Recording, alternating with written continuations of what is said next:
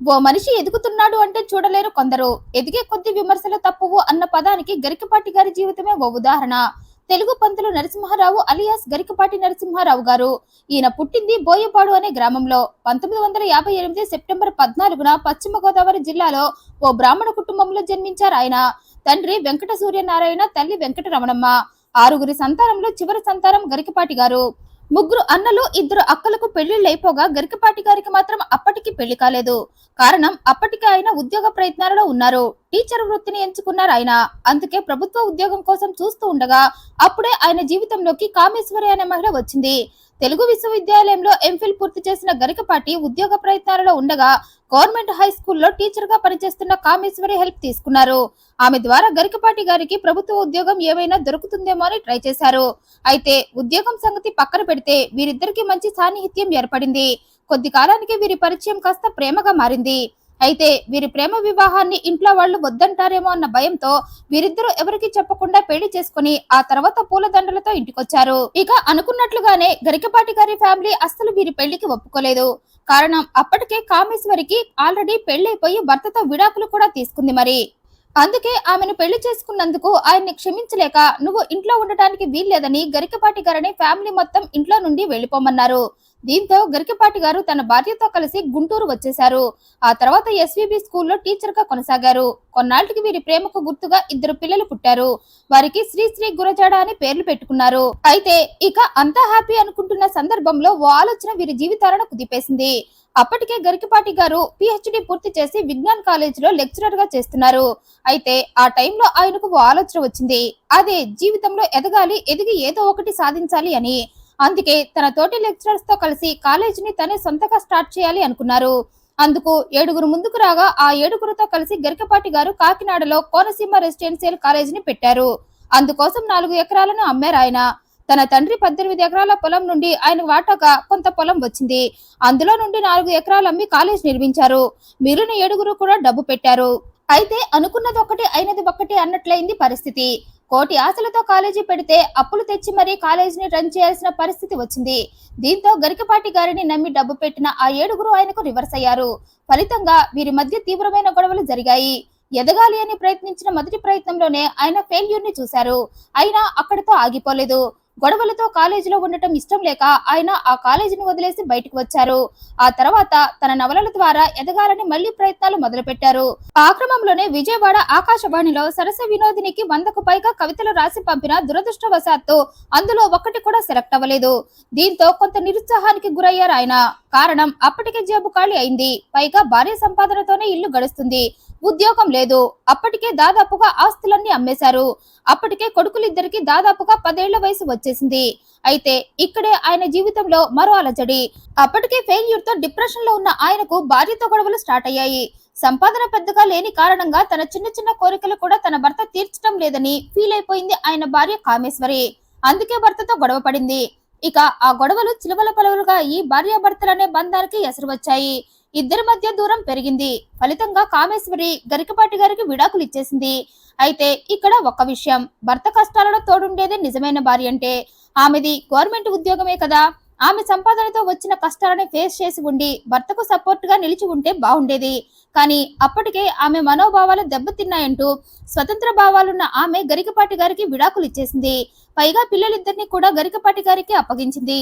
దీంతో ఆయన తన పిల్లలిద్దరిని తీసుకుని తన తల్లి దగ్గరకు వెళ్లారు. అప్పటికే తండ్రి చనిపోవటంతో పిల్లలిద్దరిని తన తల్లికి అప్పగించారు. అయితే అప్పటికే కొడుకు బాధని, పరిస్థితిని గమనించిన తల్లి ఈ టైంలో కొడుక్కి అతన్ని అర్థం చేసుకునే భార్య పక్కన ఉండాలి అనుకుంది. అందుకే శారద అనే మహిళతో గరికపాటి గారికి పెళ్లి చేసింది. ఇక అలా రెండవ భార్యగా వచ్చిన శారద గారు గరికపాటి గారి మొదటి భార్య సంతానాన్ని తన సంతానంగా ప్రేమగా చూసుకుంది. అంతేకాదు గరికపాటి గారి కష్టాలలో తోడుగా నిలిచింది. అదెలాగంటే, అప్పటికే ఫెయిల్యూర్ లో ఉన్న గరికపాటి గారు మళ్లీ ఎదగాలని 3వ ప్రయత్నం చేశారు. ఆ ప్రాసెస్ లోనే ఉన్న 2 ఎకరాలు అమ్మి మళ్లీ కాలేజ్ పెట్టారు. వరంగల్ వాసవి గురుకుల విద్యాలయంలో జాబ్ చేస్తుంటే వచ్చే జీతం సరిపోకపోవటంతో ఇంకా ఇలా ఎన్నాళ్ళు బ్రతకాలి అనుకుంటూ మళ్లీ కాలేజ్ పెట్టారు. ఆ కాలేజ్ కి హాస్టల్ కూడా ఉంది. ఇక గరికపాటి గారికి సాయంగా అతని భార్య శారద తల్లి ఆ కాలేజ్ లో వంట మనిషిగా హౌస్ కీపింగ్ పని చేశారు. అయితే ఇక్కడ కూడా ఆయన అనుకున్నది మొత్తం తారుమారైంది. ఫెయిల్యూర్ మరొకసారి ఆయన్ని పలకరించింది. దీంతో పూర్తిగా డిప్రెషన్ లోకి వెళ్లిపోయారు ఆయన. అప్పులే మిగిలాయి. అందుకే బలవంతంగా చనిపోవాలి అని ప్రయత్నిస్తూ ఉండగా అది గమనించిన భార్య శారద గారు సమయానికి ఆయన్ని ఆపి రక్షించారు. ఆ తరువాత శ్రీ చైతన్య కాలేజ్ లో తెలుగు లెక్చరర్ గా పోస్టులు ఖాళీ ఉన్నాయని తెలిసి అక్కడికి వెళ్ళగా సెలెక్ట్ అయ్యి అక్కడ తెలుగు లెక్చరర్ గా చేస్తూ ఉండగా ఓసారి తన కాలేజ్ ని అమ్మేయాలి అనుకున్నట్లు అక్కడ మేనేజ్మెంట్ తో చెప్పారు ఆయన. ఇక అది విన్నవారు తక్కువ ధరకే ఆ కాలేజ్ ని కొని దానికి ప్రిన్సిపల్ గా గరికపాటి గారినే నియమించారు.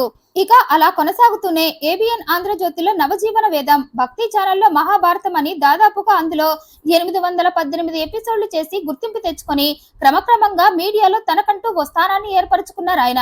ఇక తన ప్రవచనాలతో అంచెలంచెలుగా ఎదుగుతూ సోషల్ మీడియాలో మంచి పాపులారిటీ సంపాదించుకున్నారు. దీంతో ఆర్గనైజర్స్ అతనితో ప్రోగ్రామ్ ని కండక్ట్ చేశాయి. ప్రతి ఈవెంట్ కి 1,00,000 నుండి 10 లక్షల వరకు తీసుకునే స్థాయికి ఎదిగారాయన. అయితే ఆ క్రమంలోనే గరికపాటి గారు కొన్ని విమర్శలను కూడా ఎదుర్కొన్నారు. ఎక్స్పోజింగ్ గురించి మాట్లాడుతూ ఉండటంతో చాలా కాంట్రవర్సీలు ఎదుర్కొన్నారు. ప్రతి మనిషిలో అనేక కోణాలు ఉంటాయి, ప్రతి మనిషిలో ఒకే కోణం ఉండదు కదా.